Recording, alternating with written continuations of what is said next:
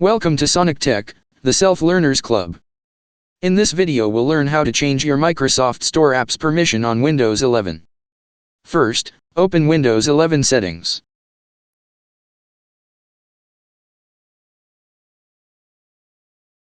From the Apps option, open Apps and Features.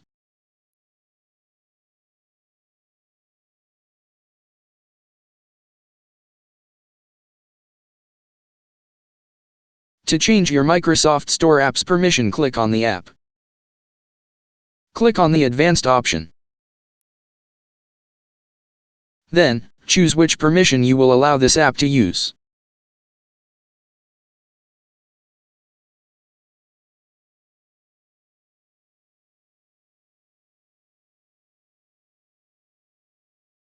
Try another Microsoft Store app.